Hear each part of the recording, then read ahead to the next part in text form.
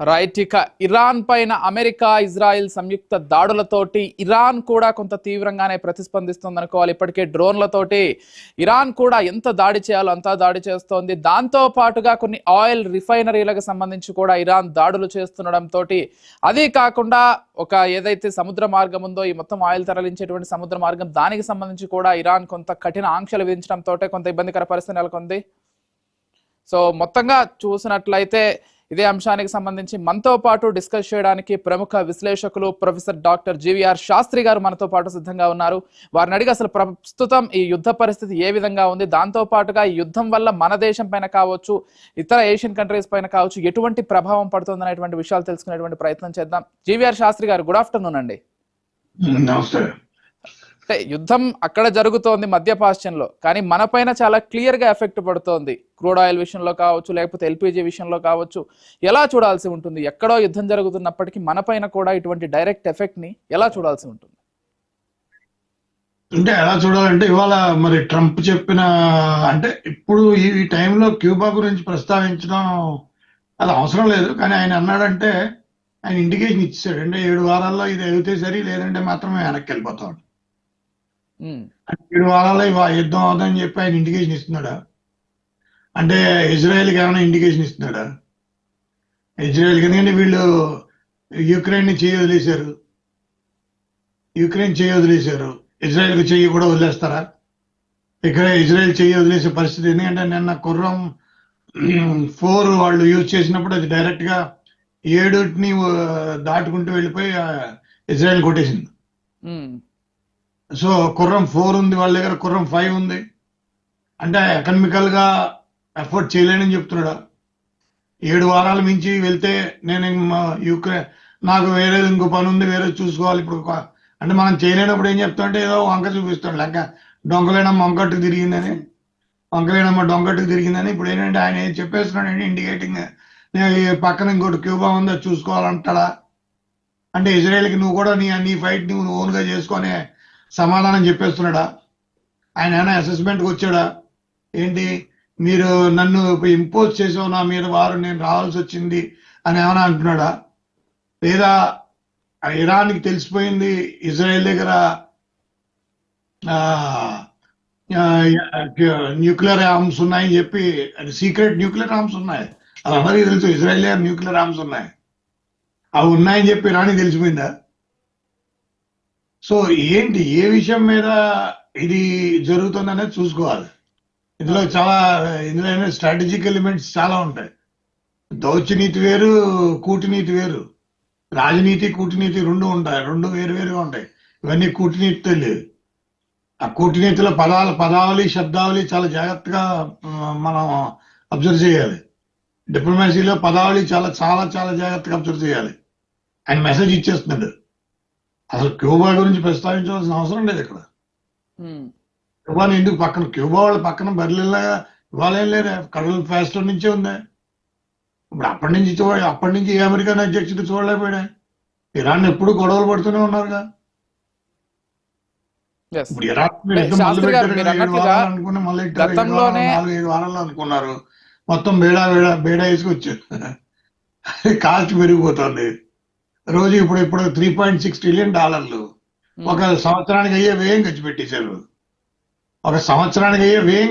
ఖర్చు పెట్టేశారు. ఆయన ఏంటంటే నోటితో మాటలు చెప్తాడు, కానీ నోటితో పేర్లు చెప్పానండి. నోటితో ఏ రోజు అయితే నోటితో మిగలు చెప్పాడో ఏ ప్రైమ్ మినిస్టర్ చెప్పడు. నేను మొదటి నుంచి ఏం చెప్పాను, ఇది అమెరికాని కాదు, అసలు ఏ దేశం ఎలిజిబుల్ కాదు వార్ చేయడానికి. దట్స్ ట్రూ, మీరు అన్నట్లుగా వాస్తవమే. ఎందుకంటే ఈ రోజు ఉన్నటువంటి ప్రపంచ జియోపాలిటిక్స్ పరిస్థితుల్లో, ఆర్థిక పరిస్థితులు చూసుకున్నా కానీ ఏ దేశం కూడా యుద్ధం చేయడానికి సంసిద్ధంగా ఉండకూడదు. కాకపోతే అమెరికా గతంలో మీరు చెప్పినట్లుగా ఆఫ్ఘనిస్తాన్ విషయంలో కావచ్చు, లేకపోతే ఉక్రెయిన్ విషయంలో కావచ్చు, ప్రస్తుతం మళ్ళీ ఇజ్రాయెల్ విషయంలో కావచ్చు వెనక్కి వెళ్ళిపోతుందని చాలా క్లియర్గా అర్థమవుతోంది. సరే, వాళ్ళ దేశాలు అక్కడ యుద్ధాలు ఇవన్నీ పక్కన పెడితే వాళ్ళ వల్ల మనం కూడా డైరెక్ట్గా ఎఫెక్ట్ అవుతున్నాం. ఇటు క్రూడ్ ఆయిల్ విషయంలో కావచ్చు, లేకపోతే ఎల్పిజి విషయంలో కావచ్చు, ఎకనామికల్గా మన పైన కూడా చాలా వరకు బర్డన్ పడుతోంది. ఎందుకంటే ఎల్పిజి రేట్స్ కనుక విపరీతంగా పెరిగితే ఇటు ఈ యూరియా నిల్వలు కావచ్చు, లేకపోతే ఇవన్నీ కూడా పెరిగేటువంటి అవకాశం ఉంది. ఎందుకంటే అవన్నీ ఇంటర్లింక్డ్ కాబట్టి. సో వాళ్ళ వల్ల మనం కూడా బలైపోతున్నామని ఇండైరెక్ట్గా చెప్పొచ్చా? మనం ఎవరన్నా బలైపోవట్లేదు, మన సొంత పాలసీ వల్ల మనం బలైపోతున్నాం. ఉమ్, మన సొంత పాలసీలే బలైపోతున్నాం, కానీ మనం ఎవరి వాళ్ళు బలైపోతాం, అందరూ బలైపోతే మనం బలైపోతాం. మీకు ఆర్థిక వ్యవస్థ మీరు చెప్పినట్టు కాదు, ఇది ఇలా ఉండదు. ఉమ్, ఏంటంటే మనం కొనుక్కునే విధానం, మన పాలసీలు, మన మన యొక్క బిజినెస్ పాలసీలు ఏంటి, ఎవరితో ఏ రకంగా ఉండాలి, అమెరికా మన మీద ఎంత ప్రెషర్ పెడుతుంది, ఆ ఎంత ప్రెషర్తో మనం వెళ్తున్నాం, ఎన్నెన్ని వస్తువులు కొంటున్నాం, ఏ విషయం మీద ఉంటున్నాం, మన ట్రేడ్ బ్యారియర్స్ ఏంటి, ట్రేడ్ అడ్వాంటేజెస్ ఏంటి. ట్రేడ్ బ్యారియర్ కనబడుతుంది, అడ్వాంటేజ్ కనబడట్లేదు. ఇంపోర్ట్ ఆఫ్ ఆయిల్ దగ్గర ఎంతవరకు, దాని సస్టైనింగ్ ప్లాన్ ఏంటి, 74 రోజులు సర్ప్లస్ మన దగ్గర నిల్వలు ఉన్నాయి. 74 రోజుల నిల్వల్లో మనం ఏ రకంగా ప్లాన్ చేస్తున్నాం, ఏ రకంగా గవర్నమెంట్ బయటకు వచ్చే ఎందుకు మాట్లాడట్లేదు.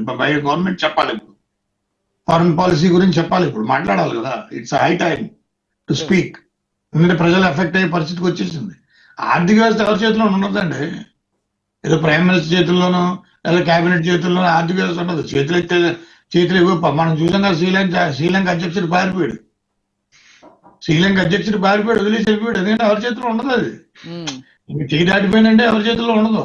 ఆర్థిక వ్యవస్థ ఇట్స్ ఆ చేతిలో వాటర్, గ్లాసులో ఉన్న వాటర్ లాంటిది. ఒకసారి కింద పోసిన తర్వాత ఏమైపోతుంది, ఆవిరైన అయిపోతుంది. మట్టిలో పడితే ఆవిరైపోతుంది, నీళ్ళలో పడితే కలిసిపోతుంది. ఇంకోటి అయితే దాన్ని వెనక్కి తీసుకోలేము, దాన్ని ఇంక వెనక్కి తీసుకునే పరిస్థితి ఉండదు. మనం ఆర్థిక వ్యవస్థకి వచ్చే యాక్షన్స్ కి ఆ రియాక్షన్స్ మనం కంటైన్ చేసేస్తాం. ఇదేం హెల్త్ కండిషన్ కాదు కంటైన్ చేసేయడానికి, ఇది ఆర్థిక వ్యవస్థ. ఆర్థిక వ్యవస్థను కంటైన్ చేయడం అలాంటివి ఏమి ఉండవు. ఓకే. ఫ్లోలో ఇప్పుడు వాటర్ రాళ్ళు తగులుతున్నాం, వాటర్కి దెబ్బ తగులుతుంది, అయినా వాటర్ ఆగదు కదా, అలా వెళ్తూనే ఉంటుంది. అలాగే ఉంటుంది ఆర్థిక వ్యవస్థ. దెబ్బలు తగులుతాయి మనకి, ఇప్పుడు దెబ్బలు తగిలే పరిస్థితి ఉంది, ఇందులో డౌటే లేదు. ఎవరు కాదండి ఇలాగా. ఇది మీరు చెప్పినట్టే, మీరు చెప్పిన విధానం కాదు ఇది. ఈ విధానం ఏంటంటే స్ట్రక్చరల్. కొనుగోలు శక్తి ఏంటి, ప్రజల యొక్క కొనుగోలు శక్తి మీద ఆధారపడింది. కొనుగోలు శక్తిని ఏ రకంగా చూడాలి, కొనుగోలు శక్తిలో సప్లై చైన్ మేనేజ్మెంట్ ఎంత ప్రభావం చూపిస్తోంది, కొనుగోలు శక్తి సప్లై చైన్ మేనేజ్మెంట్ లో పెట్రోలియం ప్రొడక్ట్స్ ఎంత చూపిస్తున్నాయి, మన భారతదేశ బడ్జెట్ లో మనం పెట్రోలియం ప్రొడక్ట్స్ కి ఎంత కేటాయించాం, ఆ కేటాయింపు పైకి వెళ్ళిపోతుంటే ఎక్స్పోర్ట్ ఇంపోర్ట్స్ ఇంబ్యాలెన్స్ కి అయినా వెళ్ళిపోతున్నావా, ఎక్స్పోర్ట్ ఇంపోర్ట్ ఇంబ్యాలెన్స్ వెళ్ళిపోతే కరెన్సీ దగ్గరికి వెళ్తుంది, కరెన్సీ డౌన్ అయిపోతే మన బంగారపు నిల్వలు, ఫారెన్ ఎక్స్చేంజ్ నిల్వలు బేస్ చేసుకుని దాని మీద మనం కరెన్సీ ముద్రించాం. అంటే ఏంటి, మనం ఇన్ఫ్లేషన్ కి దారితీస్తామా, లేదా బ్యాంకింగ్ వర్కింగ్ క్యాపిటల్ కి మొత్తం ఈ ఎన్నైతే కంపెనీస్ ఉన్నాయి, ఎన్నైతే ఈ ఇండివిజువల్స్ ఉన్నారు, వీళ్ళందరికీ వర్కింగ్ క్యాపిటల్ ఇచ్చే బ్యాంకులు లోన్ దగ్గర స్టోరీ ఏంటి, రిజర్వ్ బ్యాంక్ వచ్చే రిపోర్ట్ ఏంటి, అన్ని రాష్ట్రాలకు ఇచ్చే లోన్లు ఏంటి, అన్ని రాష్ట్రాలకు ఇచ్చే అప్పులు ఏంటి, ఎఫ్ఆర్బిఎంస్ లోన్. అప్పు లేకుండా ఈ దిక్కుమాలు స్టేట్ గవర్నమెంట్ నడపలేరు, ఎవడు నడపలేరు. అప్పు లేకుండా నడపమనండి ఒక్కండి, నడపలేరు. ఆదాయానికి రాబడికి తేడా ఏంటంటే చెప్పలేరు. అలాంటి చేత ఇప్పుడు ఇవన్నీ నేను ఇప్పుడు మాట్లాడితే బాగోదు, కానీ అంటే నేను చెప్పేది ఏంటంటే ఆర్థిక వ్యవస్థ, దేశాన్ని నడపాలంటే ఆర్థిక వ్యవస్థ అంటే ఆర్థికవేత్తలే నడపాలి. ఇంకెవరు నడిపినా ప్రయోజనం ఉండదు, నడవదు. మన్మోహన్ సింగ్ 10 ఏళ్ళు నడిపాడంటే దాని విధానంగా ఉంది. కాబట్టి అర్థం చేసుకోవాల్సింది ఏంటంటే పరిస్థితి చేయి దాటిపోయింది. పరిస్థితి ఎందుకు చేయి దాటిపోయిందంటే భౌగోళిక పరిస్థితుల కంటే కూడా వాళ్ళ యొక్క స్వరూప స్వభావాలు చూడాలి. స్వరూప స్వభావాలు చూడాలంటే ఇరాన్ స్వరూప స్వభావాలు చూడాలి. ఇరాన్ లో ఏంటి, గవర్నమెంట్ లేదంటే IRGC, ఇరాన్ రెవల్యూషన్ గార్డ్. ఆ రెవల్యూషనరీ గార్డ్ ఏంటి, వాళ్ళు ఏం చేశారు, వాళ్ళ ఆర్మీ ఇప్పుడు వాళ్ళ గవర్నమెంట్ తో సంబంధం లేదు. ఎందుకంటే వాళ్ళ రిలీజియస్ లీడర్ సుప్రీం కమాండర్ ఒకడు ఉన్నాడు, ఆయన లేడు. ఇప్పుడు ఆయన బదులు ఎవరో వాళ్ళ అబ్బాయి వచ్చాడు అంటారు, వారి కంప్లీట్ కంట్రోల్ ఉందో లేదో తెలియదు. వాళ్ళు అన్ని పాకెట్స్ కింద ఉంటాయి, ఎలాగ మన ఆఫ్ఘనిస్తాన్ లాగా. అదంతా అన్ని కంట్రీలన్నీ పాకెట్స్, ఎక్కడెక్కడ ప్రొవిన్స్లో ఉంటాయి. అవి చాలా పవర్ఫుల్ గా ఉంటాయి, అంత ఈజీ కాదు. అంటే ఈయన ఏమైనా ఒక్క 6 రోజుల్లో అనుకుని ఒక 5-6 వారాల్లో అయిపోద్దని ఈయన అసెస్మెంట్కి వచ్చాడా, అసెస్మెంట్ తేడా కొట్టిందని చెప్పి తెలిసిందా? ఎకనామికల్ గా మనం ఇంత ఖర్చుని భరించలేము. ఇప్పుడు 3.6 ట్రిలియన్ దాటేసింది. అంటే వాళ్ళు 5 లక్షలు డ్రోన్ వేస్తుంటే వీళ్ళు 25 కోట్లు మిసైల్ కొడుతున్నారు. మీరు అర్థం చేసుకోండి, వాళ్ళు 5 లక్షలు డ్రోన్ వేస్తున్నారు, వీళ్ళు 25 కోట్లు మిసైల్ వేస్తున్నారు. సో మిసైల్ కాస్ట్ ఎక్కువ, డ్రోన్ కాస్ట్ తక్కువ. వీళ్ళు అలా నడుపుతానే ఉంటారు. ఆ 25 కోట్ల మిసైల్ ఎన్ని ఉన్నాయి. నిన్న రూబియో కూడా అన్నాడు కదా, Iran is trying manufacturing 100 missiles missiles చేస్తే మనం నెలకి మనం 5-6 మిసైల్ కంటే చేయలేకపోతున్నాం. అంటే ఏది ఎక్కడో ఏదో అమెరికన్ స్ట్రాటజిక్ మేనేజ్మెంట్ లో, డీప్ స్టేట్ లో, FBI దగ్గర కానీ, CIA దగ్గర కానీ ఎక్కడో తేడా కొట్టింది. ఓకే, ఆ తేడా కొట్టింది, ఆ తేడా స్పష్టంగా కనబడుతోంది. అందుకే దాన్ని డైవర్ట్ చేయడానికి శ్రీలంక దగ్గర వాళ్ళు కొట్టేశారు. ఇది ఆ షిప్ ని కొట్టేమన్నారు. అయితే షిప్ కొట్టరాళ్ళు. మీరు చాలా చాలా జాగ్రత్తగా అబ్జర్వ్ చేయాల్సింది ఏంటంటే, the Iran ship was the guest of India. Ship లో ఉన్న వాళ్ళు అందరూ మన గెస్ట్లు. అవును, మన రాష్ట్రపతికి సలాం కొట్టారు. వాళ్ళు ఫ్లీట్ రివ్యూలో పార్టిసిపేట్ చేయడానికి వచ్చారు. వాళ్ళు మన ఇండియన్ ఓషన్ నుంచే బయటికి వెళ్తారు, వాళ్ళు ఇరాన్కి వెళ్తారు.